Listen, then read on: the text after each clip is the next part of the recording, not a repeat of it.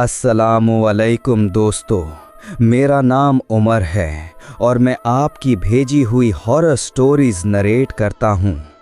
आज की story three Kings church के बारे में है और ये स्टोरी हमें गोवा से नंदिनी नाम की एक औरत ने भेजी है। नंदिनी अपनी ज़िंदगी के सबसे बुरे वक्त में पहली बार गोवा आई थी। डिवोर्स का फैसला हो चुका था और कागज साइन हो चुके थे। एक नई शुरुआत और एक नई जगह की तलाश में वो पंजिम के पास एक छोटे और चुप गेस्ट हाउस में रही। पहले दिन सब नॉर्मल था, लेकिन जैसे ही उसने कंसोलम के ऊपर पहाड़ी पर मौजूद थ्री किंग्स चर्च के बारे में सुना, उस रात जो सपना आया उसने नंदिनी की दुनिया हिला दी। 3 आदमी, 3 अलग कॉर्नर्स और एक ऐसा एहसास जो डर से ज़्यादा पहचान का था। सवाल ये है, अगर ये सिर्फ एक सपना था तो फिर वो शैडोज़ और पाँव की आवाज़ जो उसने चर्च में महसूस की वो क्या थी? नंदिनी पहली बार गोवा आई थी अपनी ज़िंदगी की सबसे बुरी पीरियड में। डिवोर्स का फैसला हो चुका था, कागज़ साइन हो चुके थे, एक नया शहर और एक नया शुरू करना था। किसी दोस्त ने कहा था कि समुंदर के किनारे कुछ दिन बिताओ, दिमाग साफ होगा, गोवा जाओ। और नंदिनी गई थी। एक छोटा सा गेस्ट हाउस था पंजिम के पास, सस्ता था और चुप था और खिड़की से हरा भरा मंजर था। पहले दिन वो सिर्फ लेटती रही थी, दूसरे दिन समुंदर के किनारे गई थी, तीसरे दिन वो थोड़ी बेहतर थी और चौथे दिन उसने सुना था उस चर्च के बारे में। एक लोकल औरत ने बताया था, कंसोलम के ऊपर पहाड़ी पर एक चर्च है, थ्री किंग्स चर्च। वो कहती थी कि बहुत खूबसूरत है, हिस्ट्री है पोर्चुगीज़ ज़माने की। नंदिनी ने सोचा था कि चलना चाहिए। फोटोग्राफर नहीं थी मगर फ़ोन था और अकेले घूमना अच्छा लगता था। और चर्च की फोटोग्राफी में कुछ था जो उसे हमेशा पसंद रहा था। वो अगले दिन चली गई थी अकेली, सुबह सुबह, और वो रास्ता जाता था ऊपर पहाड़ी पर। और पहाड़ी पर एक अजीब सी खामोशी थी जो नीचे नहीं थी। पहाड़ी की चढ़ाई ठीक थी, ज़्यादा मुश्किल नहीं थी, रास्ता साफ था और ऊपर पहुंच कि वो चर्च के सामने खड़ी हुई थी और चर्च वाकई खूबसूरत था। पोर्चुगीज़ आर्किटेक्चर था, सफ़ेद दीवारें, बड़ी बड़ी खिड़कियाँ, उम्र का अंदाज था उसमें। कुछ चीज़ें होती हैं जो पुरानी होती हैं और उनकी पुरानी हट उन्हें और खूबसूरत बनाती हैं। ये चर्च ऐसी ही थी। नंदिनी ने फ़ोन निकाला और तस्वीरें लेनी शुरू की। अंदर गई, अंदर ठंडा था, अच्छा ठंडा। बाहर गोवा की गर्मी थी और अंदर मार्बल का ठंडा था और रोशनी फिल्टर्ड थी खिड़कियों के पर्दे से। नंदिनी 1 घंटे से ज़्यादा रही अंदर, बैठे रही, सोचा किया, कुछ प्रेयर्स की जो उसने सालों से नहीं की थी। कोई पर्टिकुलर मजहब की नहीं थी वो, मगर इस वक्त कुछ मांगने का दिल किया था और चर्च में किसी चीज़ से मांगने का दिल होता है। वो कुछ मांगती रही और फिर बाहर निकल आई और चर्च की सीढ़ियों पर बैठ के नीचे का मंजर देखा।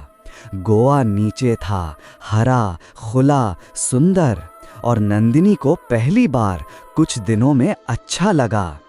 मगर अच्छा लगना ज़्यादा नहीं चला। गेस्ट हाउस वापस आई और रात को खाना खाया और सो गई। और रात को एक सपना आया जो अजीब था।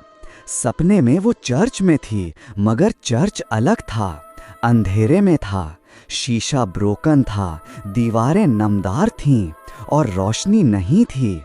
और चर्च में 3 आदमी खड़े थे, 3 एक दूसरे से अलग अलग जगह पर, 3 अलग अलग कॉर्नर्स में। और तीनों ने एक वक्त में नंदिनी की तरफ देखा, सिर्फ देखा, कोई हरकत नहीं, कोई आवाज़ नहीं। सिर्फ एक लम्हा था जब तीनों की आंखें एक साथ नंदिनी पर थी। और उस लम्हे में नंदिनी को जो महसूस हुआ वो डर नहीं था, कुछ और था, कुछ जो नाम देना मुश्किल था। जैसे किसी कदीम चीज ने उसे पहचान लिया हो, जैसे वो लोग उसे जानते थे जो उसे नहीं पता था। नींद खुली तो सुबह हो रही थी, और सपना था या कुछ और था ये डिसाइड नहीं हो पा रहा था, मगर वो फीलिंग रही पूरा दिन। नंदिनी ने उस रात किसी से पूछा नहीं, गोवा में जान पहचान था नहीं किसी से। गेस्ट हाउस वाली आंटी थी मगर वो रात को नहीं मिलती थी। अगले दिन उसने एक लोकल मैं एक आदमी से बात की जो टूर गाइड था, विजय था उसका नाम, लोकल था। वो नंदिनी को समुंदर की तरफ ले जाने वाला था एक टूर पर। बीच में नंदिनी ने चर्च का जिक्र किया, कहा कि कल गई थी, बहुत अच्छा लगा। और विजय ने 1 सेकंड के लिए हाथ रोका जो चाय का कप उठाने जा रहा था, फिर उठाया, फिर बोला कि हाँ अच्छी जगह है, टूरिस्ट जाते हैं। नंदिनी ने पूछा कि कुछ खास है उस चर्च के बारे में। विजय ने कहा कि नहीं, कुछ नहीं, हिस्ट्री है पुर्तगीज ज़माने की, बस। नंदिनी ने कहा कि विजय सच बताओ, कुछ है वहाँ। और विजय ने एक बार इधर उधर देखा, फिर धीरे बोला कि 3 किंग्स का एक किस्सा है जो पुराना है। 3 पुर्तगीज जनरल्स थे, तीनों ने एक दूसरे को मारा था पावर के लिए। एक ने दूसरों को जहर दिया, फिर उसने खुद को मारा। तीनों वहाँ दफन हैं उस जगह के नीचे, और कहते हैं कि तीनों अभी भी हैं वहाँ उस चर्च में। और जो रात को वहाँ जाता है वो उन्हें देखता है, और जो 3 बार जाता है उसे वो पहचान लेते हैं। ये सुन के नंदिनी के पेट में कुछ हुआ। कोई स्पेसिफिक रिएक्शन नहीं था, सिर्फ कुछ था। उस रात का सपना याद आया, 3 आदमी, 3 कॉर्नर्स और वो पहचानने वाली फीलिंग। उसने विजय से पूछा कि क्या सच में ये हुआ था, 3 जनरल्स का किस्सा। विजय ने कहा कि हिस्ट्री में रिकॉर्ड है, 3 पुर्तगीज ऑफिसर्स थे जो एक दूसरे से लड़ गए थे और तीनों मर गए थे उस पहाड़ी पर। कब्रें हैं तीनों की, चर्च के अंदर फ्लोर के नीचे। और लोकल लोग रात को वहाँ नहीं जाते, दिन में जाते हैं। दिन में ठीक है। रात को विजय ने कहा कि मैं कभी वहाँ नहीं गया और नहीं जाऊँगा। नंदिनी ने पूछा क्यों? विजय ने कहा कि मेरे बाप ने एक बार रात को वहाँ गए एक दोस्त के साथ। दोनों वापस आए थे, मगर दोस्त कुछ हफ्ते बाद अजीब हो गया। एक रोज़ सीधा विजय के घर आया और बोला कि मुझे कुछ दिखता रहता है रात को, 3 चीज़ें। विजय ने पूछा कैसी चीज़ें? दोस्त ने कहा कि 3 लोग पुराने कपड़ों में मेरे कमरे में रात को खड़े रहते हैं, सिर्फ देखते रहते हैं। और वो दोस्त अब एक दूसरे शहर में रहता है और ठीक नहीं हुआ पूरी तरह अभी तक। नंदिनी गेस्ट हाउस वापस आई और शाम को लेटते लेटते वो सोच रही थी कि ये सब कुछ था या सिर्फ कहानियाँ थीं। टूरिस्ट जगहें होती हैं और उनके बारे में कहानियाँ होती हैं, लोग बनाते हैं थ्रिल के लिए। विजय का दोस्त भी कोई और वजह होगी, साइकोलॉजिकल चीज़ें होती हैं। और सपना तो सपना था, सिर्फ सपना। मगर फिर भी वो रात को सो नहीं सकी अच्छी तरह। और सुबह उठ के उसने एक काम किया जो शायद समझदारी नहीं थी। उसने चर्च वापस जाने का डिसाइड किया। इस बार रात को नहीं, शाम को, धूप ढलने से पहले। सिर्फ एक बार और देखना चाहती थी। क्यों चाहती थी ये खुद नहीं जानती थी। कुछ था जो वापस खींच रहा था, वो चीज़ जो हमेशा खींचती है जब कोई बात अधूरी होती है, कोई सवाल होता है जिसका जवाब नहीं मिला होता। वो शाम को गई, पहाड़ी पर चढ़ी, चर्च तक पहुंची। और इस बार कुछ फर्क था। वो उड़ा नहीं सका इमीडिएटली, मगर था। शायद रोशनी थी, धूप ढल रही थी और चर्च पर एक नारंगी रंग था जो सुबह नहीं था। शायद हवा थी, ऊपर पहाड़ी पर हवा कुछ अलग डायरेक्शन से आ रही थी। शायद ये था कि नंदिनी के दिमाग में अब उस चर्च का एक अलग मतलब था जो पहले नहीं था। वो अंदर गई। इस बार अंदर कोई नहीं था, बिल्कुल कोई नहीं। मॉर्निंग में कुछ टूरिस्ट्स थे, मगर अभी कोई नहीं था। अंदर की खामोशी गहरी थी। मार्बल फ्लोर, पुरानी वुडन प्यूज, स्टेन्ड ग्लास खिड़कियां, वो पहले से ज्यादा खूबसूरत लगती थी शाम की रोशनी में। नंदिनी एक प्यू में बैठ गई और आंखें बंद कर लीं और कुछ नहीं सोचा, सिर्फ बैठी रही और कुछ देर बाद उसने महसूस किया कि अंदर का टेम्परेचर थोड़ा कम हो गया है। ये नॉर्मल बात हो सकती थी, शाम होती है तो ठंडा होता है, मगर ठंडा एकदम था। और फिर एक आवाज़ आई। आवाज़ कहीं से आई।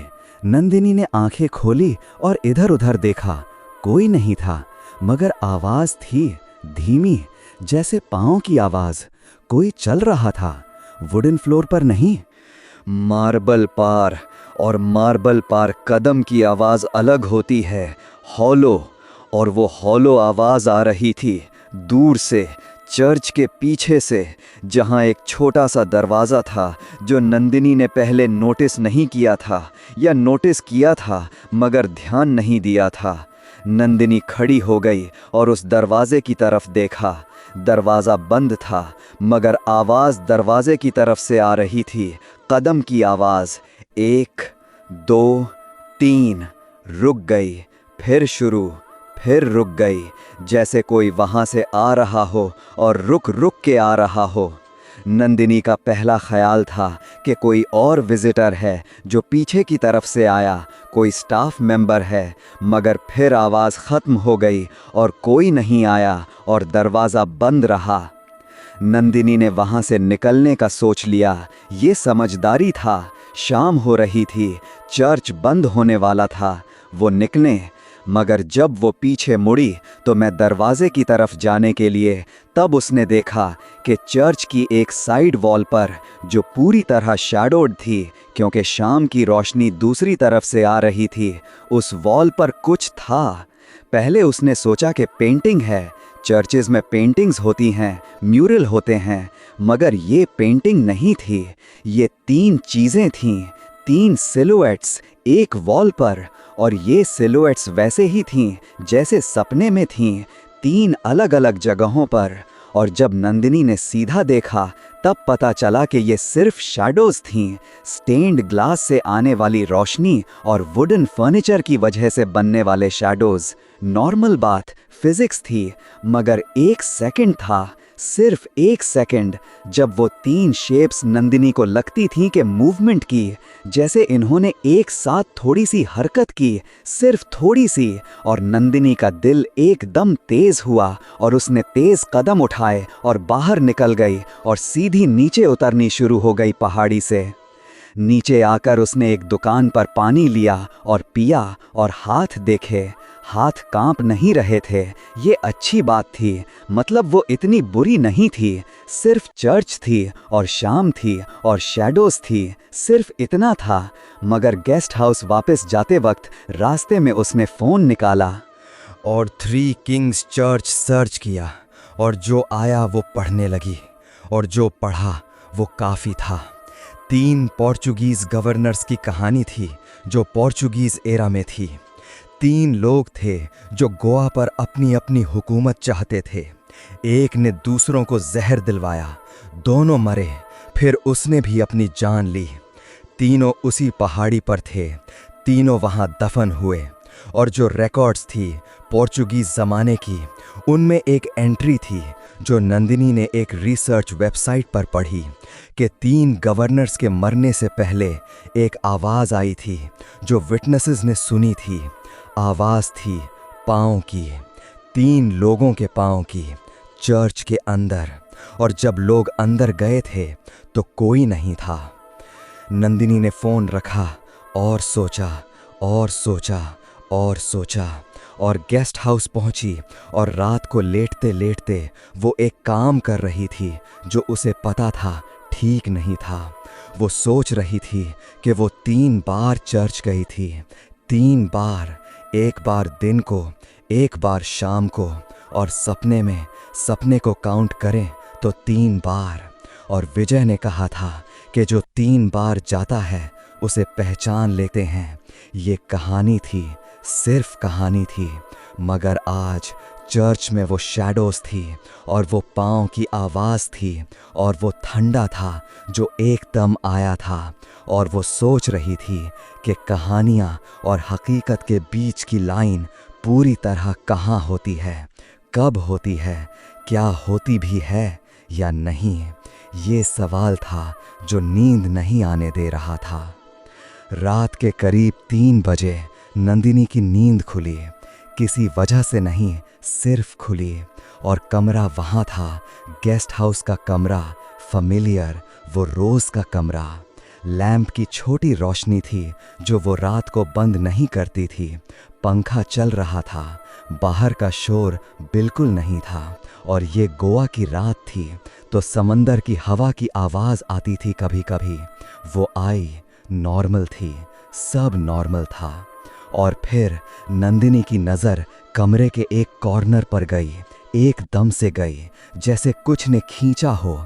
और कॉर्नर में कुछ था, एक शेप थी, धुंधली, अंधेरे में, मगर थी। और नंदिनी ने आंख नहीं झपकाई क्योंकि लगता था कि झपकाने से वो ज़्यादा रियल हो जाएगी। वो सीधा देखी, रही, और शेप ने कोई हरकत नहीं की, सिर्फ वहाँ रही, बिल्कुल स्टिल। और नंदिनी ने कहा धीरे, अपनी ही आवाज़ अजीब लगी उसे इस खामोशी में। उसने कहा कि मैं जानती हूँ तुम कौन हो। और शेप ने जवाब नहीं दिया। और नंदिनी ने कहा कि मैं यहाँ चली जाऊँगी, कल सुबह तुम नहीं मिलोगे मुझे।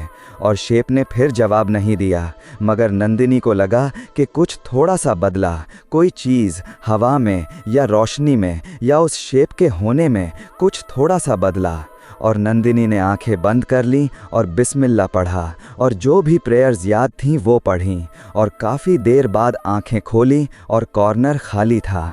सुबह नंदिनी ने गेस्ट हाउस आंटी से बात की। आंटी को कुछ बताया, सब कुछ नहीं, सिर्फ इतना कि 3 किंग्स चर्च के बारे में कुछ सुना है। आंटी ने एक बार हाथ रोक दिया जो कुछ काट रहा था, सीधा देखा नंदिनी को, बोली कि बेटा काफ़ी बार गई वहाँ। नंदिनी ने कहा कि 3 बार। आंटी ने कहा कि विजय ने सही बताया था, वो लोग पहचान लेते हैं 3 बार वालों को। और क्या हुआ, नंदिनी ने बताया। और आंटी ने कहा कि तुमने ठीक किया कि कहा कि मैं चली जाऊंगी। ये कहने वाली बात है उन्हें, वो समझते हैं, वो जानते हैं कि ज़िंदा लोगों की दुनिया अलग है, उन्हें सिर्फ याद दिलाना होता है। आंटी ने एक छोटी सी चीज़ दी नंदिनी को, एक छोटा सा क्रॉस था, चांदी का, ओल्ड था। आंटी ने कहा कि मेरे बाप का था, इस चर्च को जानता था वो, कहा था कि ये पहनो जब वहाँ जाओ। नंदिनी ने कहा कि मैं वहाँ दोबारा नहीं जाऊंगी। आंटी ने कहा कि बेटा तुम जा चुकी हो 3 बार, चौथा बार सिर्फ इसलिए जाना होता है कि ठीक से अलविदा कहो, वरना वो फॉलो करते रहते हैं। ये सुन के नंदिनी के पेट में एकदम कुछ हुआ, मगर आंटी का चेहरा सीरियस था और झूठ नहीं लगता था। वो गई फिर से, इस बार आंटी के क्रॉस के साथ, पहाड़ी पर चढ़ी, चर्च तक पहुंची। इस बार दिन था, थोड़ी रोशनी थी, कुछ टूरिस्ट थे डोर डोर। नंदिनी चर्च के सामने खड़ी हुई और उसने कुछ नहीं सोचा, सिर्फ खड़ी रही। फिर उसने चर्च से बात की, सीधा नहीं, सिर्फ उन लोगों से जो वहाँ थे। उसने कहा कि मैं आई थी यहाँ अकेली, अपनी ज़िंदगी के एक बुरे वक्त में। उसने कहा कि तुमने मुझे देखा और मैंने तुम्हें देखा। उसने कहा कि तुम अपनी जगह हो और मैं अपनी जगह जाऊंगी। और उसने कहा कि तुम्हारी कहानी मुझे पता है। 3 लोग थे जो इख्तियार के लिए एक दूसरे के दुश्मन बन गए। तीनों की वजह से तीनों का अंजाम हुआ। और शायद यही सबसे बड़ा दुख होता है कि आदमी अपनी ही गलतियों की वजह से कैद हो जाता है। नंदिनी ने कुछ और नहीं कहा, वो मूरी और नीचे उतारनी शुरू हो गई। और कुछ हुआ जब वो उतरने लगी। एक फीलिंग थी बोझ की तरह, एक चीज़ जो उसके साथ थी 3 दिनों से, वो हल्की हो गई। एकदम से नहीं, धीरे धीरे, जैसे कुछ जुदा हो रहा हो जो चिपका था।